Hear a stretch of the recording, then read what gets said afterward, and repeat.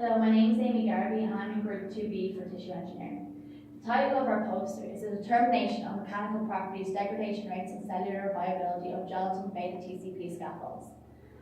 Gelatin is a natural biopolymer derived from collagen. It is commonly utilised with beta tricalcium phosphate to produce a nanoparticle scaffold. This study aims to assess differential characteristics between pristine gelatin and gelatin beta DCP scaffolds to determine the suitability for bone tissue engineering strategies by assessing mechanical properties, degradation, behaviour and cellular viability. Our hypothesis states that the addition of beta TCP to gelatin scaffolds seeded with MC32CEI-E1 osteoblast cells creates a biopolymer scaffold with unchanged mechanical and biological properties. In order to carry out the experiment, we had to prepare gelatin beta TCP scaffolds using freeze-dried fabrication. We then carried out tensile testing on the rehydrated scaffolds to determine compressive strength.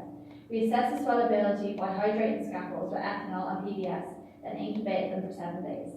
Following this, we re-weighed them to determine the degradation rate.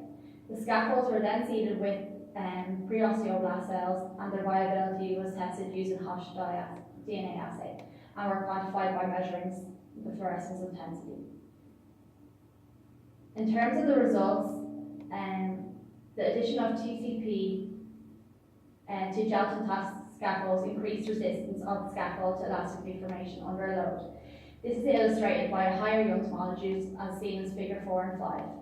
TCP has marginally higher degradation rates, although both demonstrated high degradation rates. As seen in figure 6, both gelatin and TCP demonstrate high degradation rate, with TCP displaying 100% degradation, while gelatin displayed 96% degradation after 7 days. From the standard reference curve, unknown DNA concentrations from the seeded DNA from seeded cells were determined at 485 nanometers. The concentration were then converted to cell number, which is representative of cell viability for TCP and gelatin scaffolds at 1 to 10 and 1 to 20 dilutions respectively. The gelatin TCP scaffold had greater cellular viability than gelatin control.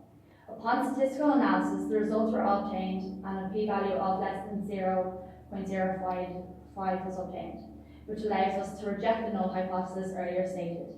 This may imply that beta TCP alters mechanical and biological properties of a scaffold. However, a larger sample size would be needed for more concise results.